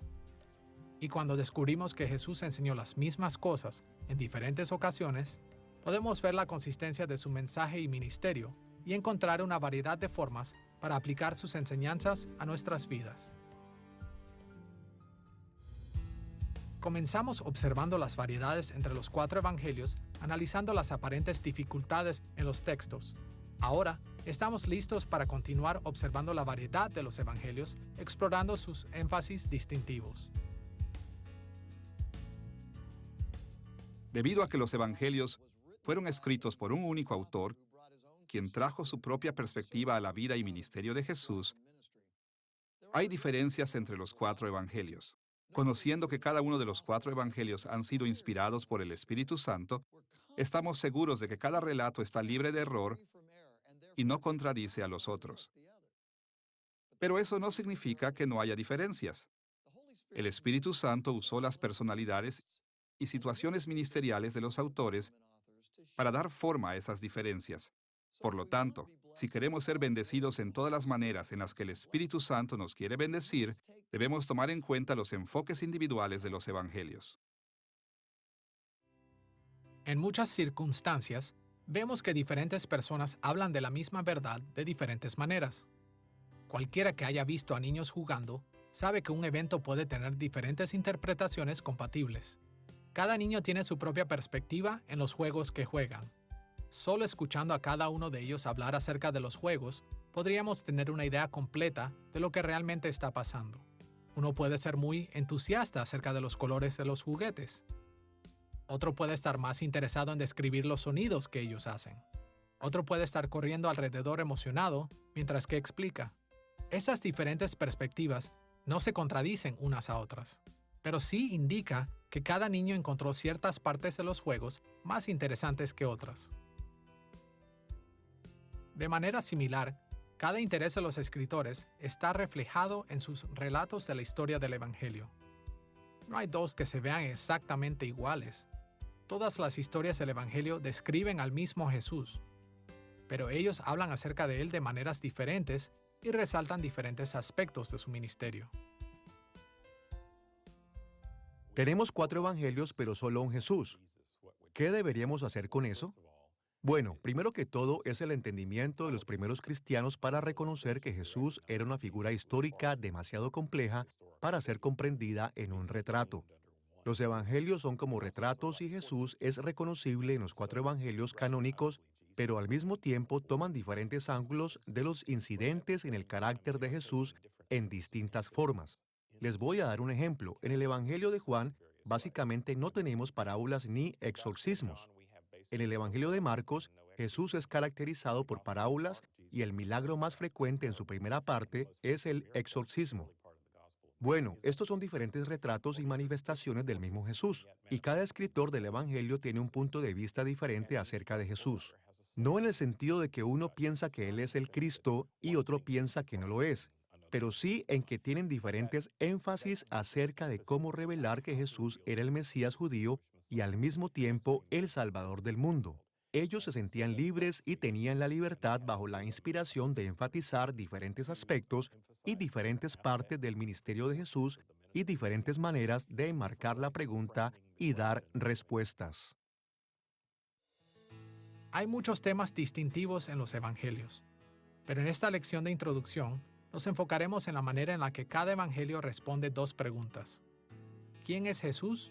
¿Y cómo seguimos a Jesús? Comencemos viendo cómo Mateo responde a estas preguntas. De todos los escritores de los evangelios, Mateo es el que más se preocupa en comunicar que Jesús es el rey mesiánico de Israel que fue predicho en el Antiguo Testamento. Los lugares en los que Mateo menciona el reinado de Jesús incluye capítulo 2, versículo 2, en donde los magos preguntan en dónde pueden encontrar al rey de los judíos que ha nacido. Capítulo 7, versículos 21 al 23, donde como Señor, Jesús dice que no todo el que le llama Señor entrará en el reino de los cielos. Capítulo 20, versículos 20 al 28, cuando la madre de los apóstoles Juan y Santiago pide que a sus hijos se les conceda un lugar privilegiado al lado de Jesús en el reino. Capítulo 25, versículos 31 al 46, donde Jesús contó una parábola acerca de su juicio como rey en el día final. Y capítulo 27, versículo 37, donde Mateo irónicamente señala que los soldados romanos colocaron un letrero sobre la cabeza de Jesús en la cruz que decía: «Este es Jesús, el rey de los judíos». Se esperaba que el rey mesiánico de Dios trajera a la tierra el reino de Dios. Él liberaría a Israel del exilio y de sus enemigos. Gobernaría con justicia. Establecería la paz y la prosperidad. Jesús hizo todo esto, pero Él no lo hizo de la manera en que los judíos esperaban. Escuchemos las palabras de Jesús en Mateo capítulo 5, versículo 17. No penséis que he venido para abrogar la ley o los profetas. No he venido para abrogar, sino para cumplir. Jesús vio que muchos judíos, que fueron testigos de su ministerio, pensaban que Él estaba destruyendo la ley de Dios y faltando al cumplimiento de las promesas del Antiguo Testamento. Es por eso que Él dijo con énfasis que Él estaba cumpliendo la ley y los profetas, aunque no se veía de esta manera. No solo en este pasaje, pero una y otra vez, Mateo reportó que Jesús cumplió muchos aspectos de las Escrituras del Antiguo Testamento. demostrando que él verdaderamente era el rey mesiánico de Israel. Por lo tanto, de acuerdo a Mateo, ¿cómo seguimos a Jesús? Jesús guardó perfectamente la ley de Dios, pero eso no fue todo lo que hizo. Él dijo que mantener las demandas externas de la ley no era suficiente.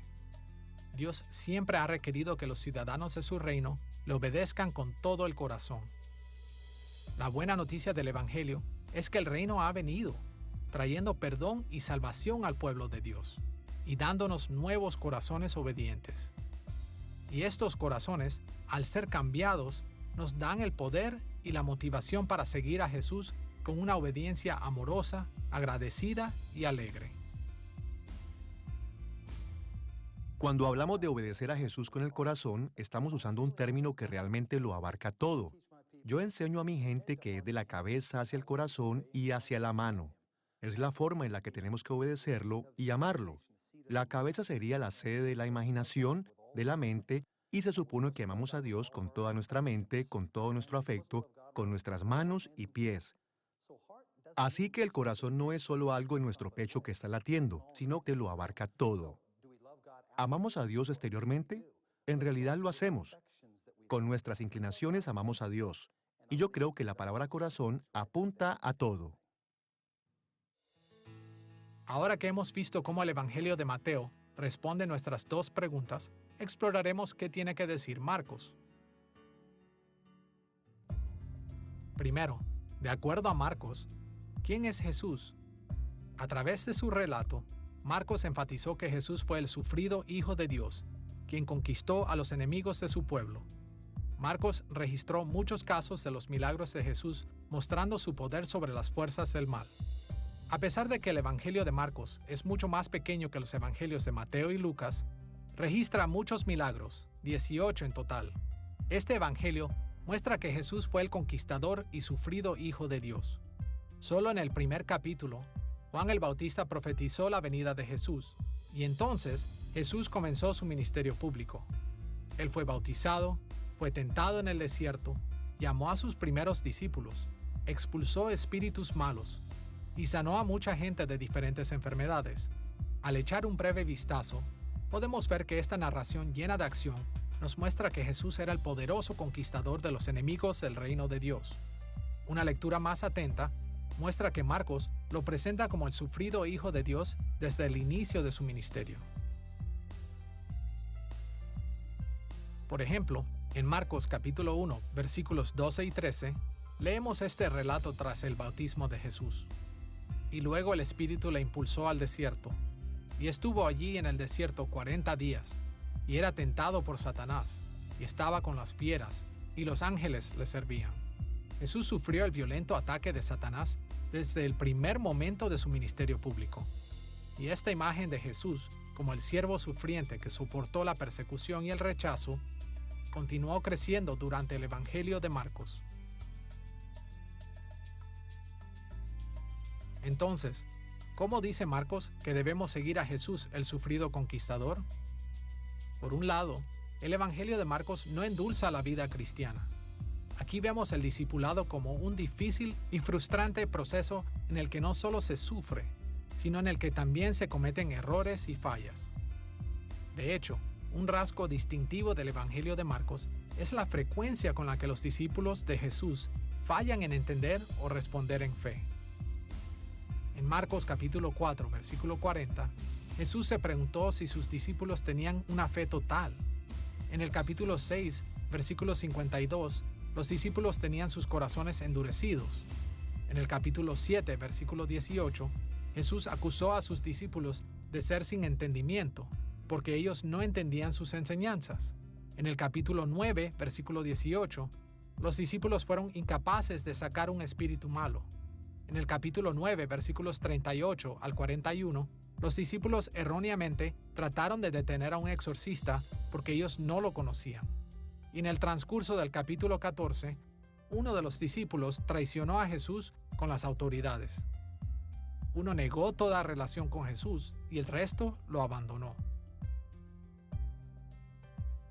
Este énfasis en el Evangelio de Marcos nos enseña dos cosas acerca de seguir a Jesús. Primero, así como los discípulos, no siempre entenderemos a Jesús. De hecho, es probable que no entendamos muchas cosas en la Biblia. Por lo tanto, tenemos que ser lo suficientemente humildes para reconocer que tenemos mucho que aprender. Como parte de esto, necesitamos recibir las enseñanzas bíblicas por fe, sabiendo que la palabra de Dios es verdad, aun si a nosotros nos parece extraña o incorrecta. Y segundo, las dificultades y el sufrimiento son inevitables para los cristianos. Hay muchos peligros y muchas tentaciones para dejar de seguirlo. Escuchemos lo que Jesús dijo en Marcos capítulo 8, versículos 34 y 35. Si alguno quiere venir en pos de mí, niéguese a sí mismo y tome su cruz y sígame, porque todo el que quiera salvar su vida la perderá, y todo el que pierda su vida por causa de mí y del Evangelio la salvará. Jesús enseñó que necesitamos ser fieles en nuestro compromiso con Él. Debemos estar dispuestos a sufrir como Jesús sufrió, para oponernos a la tentación y a los ataques espirituales. Pero Jesús no solo es el sufrido Hijo de Dios, Él es también el Hijo conquistador de Dios. De hecho, Él conquistó a través de su sufrimiento hasta la muerte. Y si nosotros le seguimos fielmente sufriendo por el reino, seremos recompensados con vida eterna. El sufrimiento tiene el efecto de enfocar nuestra atención en lo que en realidad es importante. Nos damos cuenta de esto por medio del dolor que sentimos. Esto no es todo. Hay algo más por lo que estoy viviendo. Todavía confío en Dios en medio de esto porque sé que la realidad de lo que tengo en Cristo es más grande que mi comodidad, mi seguridad, mi felicidad y todo lo que me importa. Jesús vino como un siervo sufrido. Y todo el que siga a Jesús necesita tener un lugar en su vida para un sufrimiento importante.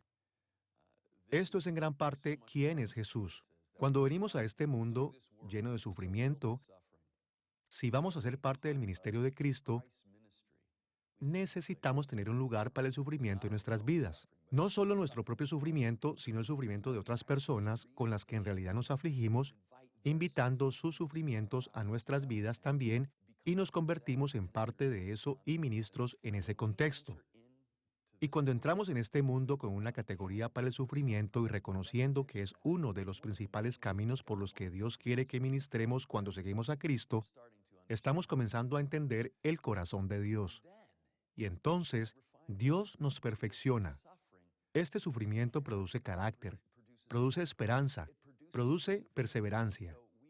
Y así somos capaces de ver el trabajo de Dios refinando en nuestras vidas en medio del sufrimiento más que de cualquier otra manera. Con Mateo y Marcos en mente, consideremos cómo Lucas responde nuestras preguntas acerca de Jesús y sus seguidores. El Evangelio de Lucas responde la pregunta ¿quién es Jesús?, proclamando que Él es el Salvador compasivo del mundo. Jesús trajo la salvación de Dios al rico y al pobre, a los líderes religiosos y a los marginados de la sociedad por igual. Las buenas nuevas de Jesús fueron para todos, aun para los desapercibidos y despreciados. Lucas enfatizó esto de muchas maneras. Jesús honró a las hermanas Marta y María en un tiempo en el que muchos hombres consideraban inferiores a las mujeres. Lucas registró parábolas e historias que presentaron mujeres, enfermos y lisiados, y también a los no judíos, como dignos de alabanza e imitación. Jesús elogió a la viuda que ofreció todo lo que tenía en el templo. Lucas contó la historia del despreciado recaudador de impuestos Zaqueo, cuya respuesta a Jesús fue un ejemplo para los lectores de Lucas. Una y otra vez, Lucas registró la preocupación de Jesús por los que la sociedad rechaza o ignora. Como un ejemplo, escuchemos este relato de Lucas, capítulo 7, versículos 12 al 16. Cuando llegó cerca de la puerta de la ciudad, he aquí que llevaban a enterrar a un difunto, hijo único de su madre, la cual era viuda.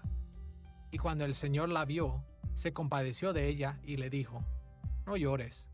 Y acercándose, tocó el féretro, y los que lo llevaban se detuvieron. Y dijo, joven, a ti te digo, levántate. Entonces se incorporó el que había muerto, y comenzó a hablar, y lo dio a su madre. Y todos tuvieron miedo, y glorificaban a Dios diciendo: Un gran profeta se ha levantado entre nosotros, y Dios ha visitado a su pueblo. En el mundo romano del siglo I, una viuda que perdía a su hijo tendría pocos medios de provisión y muy poca oportunidad de encontrar trabajo. Al enfatizar la compasión de Jesús por ella, Lucas señaló que la obra del Señor como Salvador fue destinada para los pobres y desvalidos. El ministerio de Jesús para los necesitados e indefensos probó que Dios ha venido a ayudar a su pueblo. Entonces, ¿cómo el Evangelio de Lucas contesta a la segunda pregunta? ¿Cómo seguimos a Jesús? Bueno, a raíz de la preocupación de Lucas por los pobres, una cosa que podemos hacer es tener compasión por otros. Debemos cuidar a los pobres y esforzarnos por satisfacer sus necesidades. Debemos estar dispuestos a dar nuestras posesiones, comida, dinero y tiempo para sostenerles. El hecho es que Dios envía a cristianos caritativos como respuesta a las oraciones de los necesitados. Como Jesús dijo en Lucas capítulo 12, versículo 33, «Vended lo que poseéis y dad limosna. Haceos bolsas que no se envejezcan, tesoro en los cielos que no se agote, donde ladrón no llega ni polilla destruye». Cuando seguimos a Jesús fielmente cuidando a su gente, Él nos recompensa con una herencia eterna. Otra manera de seguir a Jesús es confiando en el hecho de que Dios también satisface nuestras necesidades. Escuchemos las palabras de Jesús en Lucas capítulo 12, versículos 22 al 31. No os afanéis por vuestra vida, qué comeréis, ni por el cuerpo, qué vestiréis. No os preocupéis por lo que habéis de comer, ni por lo que habéis de beber, mas buscad el reino de Dios, y todas esas cosas os serán añadidas. Como miembros del reino de Dios, podemos estar seguros de que nuestro gran Rey Jesucristo nos cuidará y suplirá nuestras necesidades. Y este énfasis en la confianza del Salvador está relacionado a otros dos temas en el Evangelio de Lucas: paz y gozo. Por ejemplo, cerca del inicio del Evangelio de Lucas, en Lucas capítulo 2, versículos 10 al 14, leemos este anuncio angelical: Os doy nuevas de gran gozo. Gloria a Dios en las alturas y en la tierra paz, buena voluntad para con los hombres. Y 22 capítulos después, Lucas termina su evangelio de la misma manera en la que lo empezó. Al final de la historia, los discípulos estaban siguiendo a Jesús y experimentando el gozo que los ángeles habían profetizado en el capítulo 2. 3 veces en Juan 20 Jesús dice: La paz esté contigo. Y no creo que él estaba diciendo hola. Estaba diciendo, esto es la base de la realidad. A pesar de que acaban de pasar por la agonía de haber perdido a aquel que aman y que nunca supieron que yo iba a volver, ustedes pronto estarán bajo la dictadura romana. Vivirán bajo presión. Será peor. Quiero que sepan que estoy aquí y yo traigo una paz esencial. Yo soy su gozo. Así que no importa lo que suceda en sus vidas, si me conocen, ese es el fundamento de la verdadera paz. La palabra bíblica es shalom, el reino honesto y justo de Dios. Yo les doy júbilo. No estoy aquí solo para aplacarlos. Estoy aquí para traerles regocijo de que yo estoy en control de todo el mundo y que nada pasa que no venga primero de mí, dice Jesús. Pablo dice que cuando el Espíritu Santo llena la vida de los cristianos, todos se aman. La segunda palabra es que tienen gozo. Y yo pienso que esas dos son inseparables. Por supuesto que él menciona otras 6 cosas, pero lo más importante es que cuando el amor de Dios es derramado o traído a nuestro corazón, la respuesta es entonces, no voy a vivir por mi propio entendimiento de la realidad, lo que sería probablemente muy cínico, muy pesimista, muy negativo. Pero cuando Jesús está presente, la única respuesta es, estoy en paz. Él ha traído su poderosa resurrección a mi vida y tengo alegría, tengo esperanza, porque en Jesús no hay derrota. Nada viene aparte. Él trae todo junto, de manera integral, completa. Escuchemos las últimas palabras de Lucas en el capítulo 24, versículos 52 y 53. Ellos, después de haberle adorado, volvieron a Jerusalén con gran gozo y estaban siempre en el templo, alabando y bendiciendo a Dios. En el Evangelio de Lucas, seguir a Jesús significa regocijarnos en nuestra salvación y en todas las bendiciones de Dios, apoyándonos en Él, confiando en que Él suple nuestras necesidades y estando dispuestos a ser usados por Él para traer estas mismas bendiciones a otros. Habiendo visto cómo Mateo, Marcos y Lucas responden a las preguntas ¿quién es Jesús y cómo le seguimos?, estamos listos para considerar cómo Juan responde estas preguntas. En su Evangelio, Juan ha retratado a Jesús como el Hijo de Dios, quien lleva a cabo el eterno plan de salvación. Enfatizando la identidad de Jesús como el Hijo de Dios, Juan habló de la relación única de Jesús con su Padre. Jesús es la última revelación de su Padre y el único capaz de hacer posible la vida eterna para todos aquellos que depositan su fe en Él. Por ejemplo, mientras que los tres escritores de los Evangelios comienzan sus relatos con el nacimiento de Jesús o el inicio de su ministerio terrenal, Juan comienza su Evangelio diciendo que el Hijo de Dios ha estado involucrado con el Padre en la creación, y ahora el Padre estaba siendo revelado a través de su Hijo unigénito. Otra manera en la que Juan comunica el glorioso mensaje está en los yo soy dichos por Jesús. En estas declaraciones, Jesús alude al nombre de la alianza de Dios, Yahvé, algunas veces traducido como Jehová, en Éxodo capítulo 3, versículo 14. Dios mismo explicó que el nombre Yahvé esencialmente significa yo soy. Jesús aludió a este nombre en Juan capítulo 6, versículo 35, donde él dijo, yo soy el pan de vida.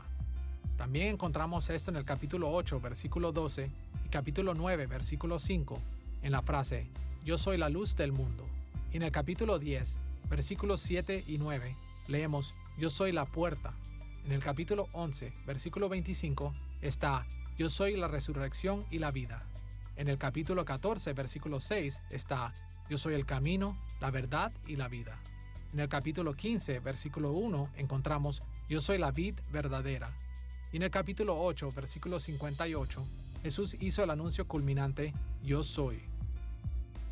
En cada uno de estos casos, Jesús declaró que Él mismo era el portador y la revelación del sagrado nombre de Dios en el Antiguo Testamento.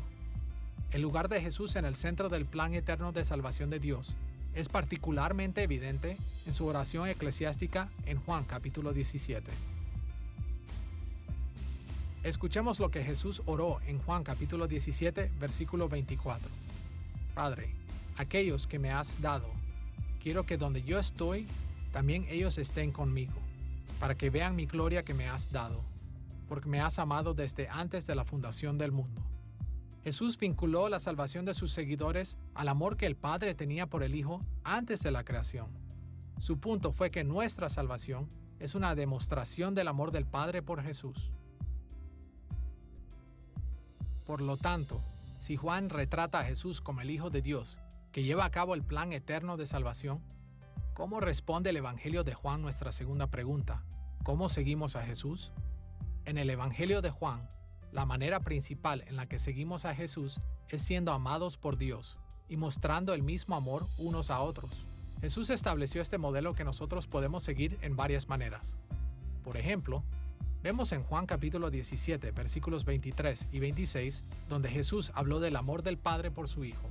Este era el eterno amor del Padre por el Hijo, que estaba detrás del plan eterno de salvación que Jesús llevó a cabo. Por lo tanto, tiene sentido que en el Evangelio de Juan, el discipulado es caracterizado por amor. Como Jesús dijo a sus seguidores en Juan capítulo 13, versículos 34 y 35, améis unos a otros, como yo os he amado, que también os améis unos a otros. En esto conocerán todos que sois mis discípulos, si tuviereis amor los unos con los otros. De acuerdo a Juan, seguimos a Jesús amándonos unos a otros con su mismo tipo de amor. En este sentido, el discipulado es inicializado y realizado en amor. El amor de Dios por nosotros inicia nuestro discipulado. Y el amor de Dios a través de cada uno de nosotros es la expresión de nuestro discipulado. Esto nos ayuda a entender por qué Juan se refirió a sí mismo a través de su evangelio como el discípulo a quien Jesús amó, y no como el discípulo que amó. Él sabía que cualquier habilidad que él tenía para amar a otros venía del profundo amor de Jesús por él. Los seguidores de Jesús son primero amados y después son llamados a amar a otros. Uno podría preguntarse si las diferencias en las características distintivas de los cuatro evangelios de alguna manera indican que ellos son incompatibles, que están contando historias contradictorias, pero no creo que ese sea el caso. Lo que pienso es que lo que tenemos en los cuatro evangelios son cuatro perspectivas compatibles de la historia de Jesús. Los cuatro evangelios están unificados en la idea de que ellos están contándonos la historia de este hombre que es la encarnación de Dios que vino al mundo a salvar a los pecadores del pecado y de la muerte. Y cada evangelio ve a ese Jesús desde diferentes perspectivas y enfatiza diferentes detalles de su vida, y esos mensajes y perspectivas no son contradictorias, sino que son compatibles. En esta lección, nos hemos introducido al estudio de los evangelios. Hemos visto su carácter literario y hemos notado que los evangelios son narrativas históricas confiables. También hemos considerado su lugar en la iglesia, viendo que ellos son una parte auténtica de las escrituras del Nuevo Testamento, y lo hemos observado en comparación con los otros evangelios, encontrando que todos ellos cuentan la misma historia del reino de Dios, a pesar de que cada uno retrata a Jesús y a su discipulado en su propio estilo. Comprender los evangelios es fundamental para cada cristiano. Ponemos toda nuestra confianza en las manos de Jesús, a quien nunca hemos visto cara a cara. Todo lo que sabemos acerca de Él, lo sabemos a través de su palabra, especialmente los evangelios. Esperamos que las cosas que hemos aprendido en esta lección introductoria nos hayan preparado para explorar los evangelios con más profundidad, a fin de comprender cómo el mensaje de cada evangelista impacta nuestra fe y nuestra vida.